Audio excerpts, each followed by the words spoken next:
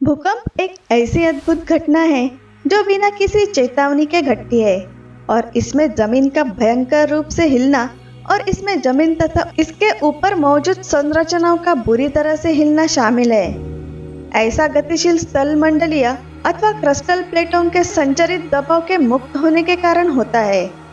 पृथ्वी की परत 7 बड़ी प्लेटों में बटी हुई है जो कि 50 मील मोटाई वाली होती है, जो पृथ्वी के आंतरिक तथा छोटी प्लेटों के ऊपर धीमी गति से लगातार गतिशील रहती है। इतिहास का सबसे विनाशकारी भूकंप 23 जनवरी 1556 को चांगसी प्रांत में चीन में दर्ज किया गया था। इस भूकंप में 8,30,000 लोग मारे गए थे। कुछ देशों में दूसरे देशों की तुलना में अधिक, लेकिन ऐसा क्यों? हम जानते हैं कि भूकंप के कारण जमीन हिलती है जिससे हमारे निर्मित क्षेत्र नष्ट हो सकते हैं।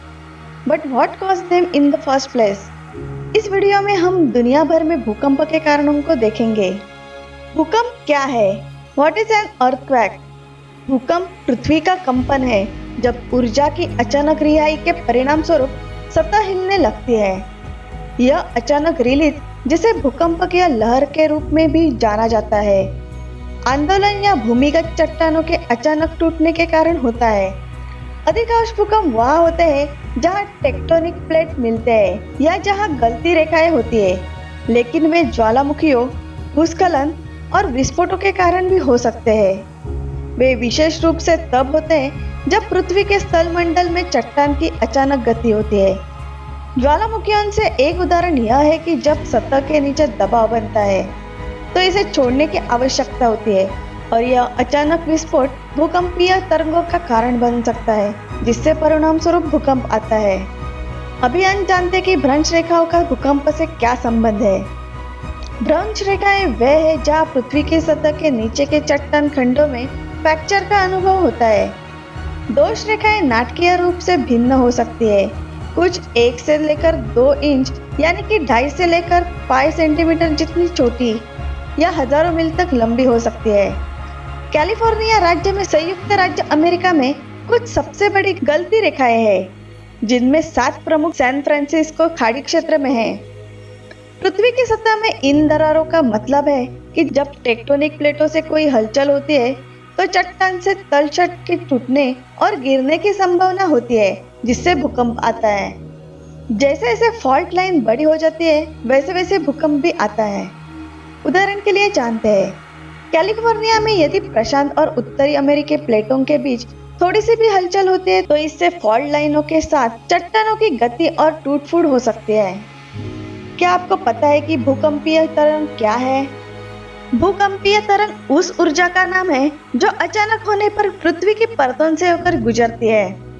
हम 4000 से अधिक वर्षों से भूकंप रिकॉर्ड कर रहे हैं और आधुनिक समय में इन ऊर्जा तरंगों को मापने के लिए एक सेस्मोमीटर का उपयोग किया जाता है। यह जमीनी गतिविधियों और कंपनों को रिकॉर्ड करके ऐसा करता है। इसका उपयोग न केवल भूकंप का पता लगाने और भविष्यवाणी करने के लिए किया जाता है, बल्कि इसका उपयोग पृथ्वी की आंतरिक संरचना का अध्ययन करने के लिए भी किया जाता है। सरल शब्दों में यह एक स्प्रिंग से जुड़े वजन का उपयोग करके पृथ्वी के ऊपर और नीचे की गतिविधियों को मापने का काम करता है, जो जमीन में कंपन आंदोलनों के आधार पर ऊपर और नीचे जाएगा। एक पेन जुड़ा हुआ है जो हर बार वजन बढ़ाने पर इन आंदोलनों को कागज पर रिकॉर्ड करता है। अभी हम जानते हैं कि भूकंप को कैसे मापते हैं। भूकंप की तीव्रता रिक्टर स्केल से मापी जाती है। चार्ल्स रिक्टर ने 1935 में रिक्टर स्केल का आविष्कार किया और यह स्केल का सार्वभौमिक तरीका बन गया कि भूकंप कितना मजबूत था। रिक्टर स्केल संख्याओं का एक समूह है जिसका उपयोग भूकंप की शक्ति को बताने के लिए किया जाता है और यह एक लघुगणकीय पैमाना है। उदाहरण के लिए 3.0 तीव्रता वाला भूकंप 2.0 के स्कोर वाले भूकंप के आयाम का लगभग 10 गुना है। स्केल का उपयोग एक सेस्मोमीटर के साथ किया गया था जो लगभग 62 मील यानी कि 100 किलोमीटर दूर से भूकंप का पता लगा सकता है। रिक्टर स्केल पर प्रत्येक स्तर के लिए आयाम में 10 के एक कारक की वृद्धि हुई है। क्या केवल भूकंप मापने के लिए रिक्टर स्केल का उपयोग किया जाता है? स्केल का उपयोग ही यह तय करने के लिए किया जाता है कि पृथ्वी की सतह पर प्रभाव डालने वाला कोई भी कार्य कितना प्रभावशाली है। इसका एक उदाहरण इतिहास की कुछ निश्चित घटनाओं में देखा जा सकता है, जिन्हें स्केल का उपयोग करके दर्ज किया गया है।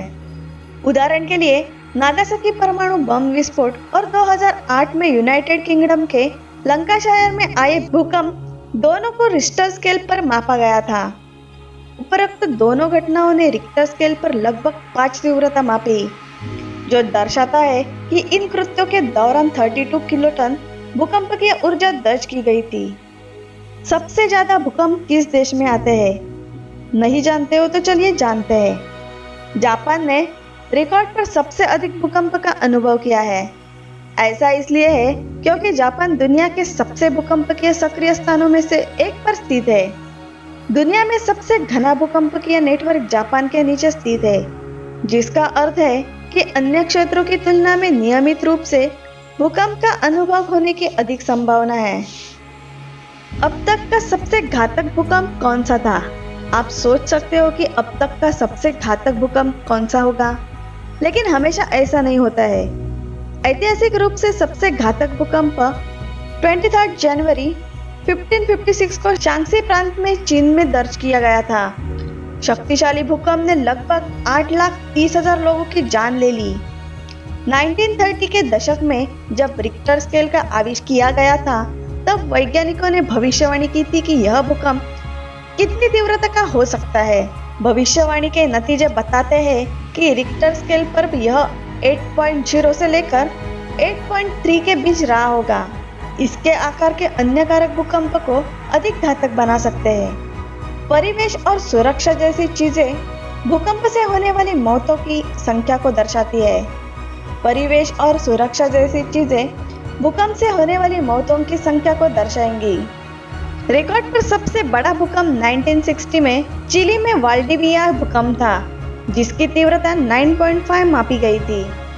भूकंप के कारण सुनामी आई, जिसने संयुक्त रूप से लगभग 5,700 लोगों की जान ले ली। रिकॉर्ड पर दूसरा सबसे बड़ा भूकंप 2004 का हिंद महासागर भूकंप था, जिसने विनाशकारी सुनामी का कारण बना। इसकी तीव्रता 9.3 थी और इसने पूरे भारत, श्रीलंका, थाईलैंड और इंडोनेशिया में लगभग 2,30,000 लोगों की जान ले ली। भूकंप पृथ्वी की परतों के अचानक गति का अनुभव करने का परिणाम है, जो निर्मित ऊर्जा को भूकंपीय तरंगों का निर्माण करने का कारण बनता है। प्रकृति के इन राक्षसी कृत्यों से कोई नहीं बच सकता है, लेकिन हम उनकी तैयारी के लिए बहुत कुछ कर सकते हैं। जैसे जैसे तकनीक विकसित हुए हैं, भूकंपों को मापने, भविष्यवाणी करने और तैयार करने की हमारी क्षमता हाल के वर्षों में उत्कृष्ट रही है। इसका मतलब यह है कि ज्यादातर मामलों में भूकंप मानवता के लिए उतना विनाश नहीं करते जितना कि उन्होंने एक बार किया था, लेकिन फिर भी उन्हें अनदेखा करने का कोई कारण नहीं है। जब तक पृथ्वी चलती रहेगी, हम हमेशा भूकंप का अनुभव करेंगे। आज की वीडियो आपको कैसे लगी कमेंट करके जरूर बताएं। पसंद आया तो लाइक करें और अपने दोस्तों के साथ शेयर करिए। फिर मिलते हैं किसी नए टॉपिक के साथ। तब तक के लिए थैंक यू।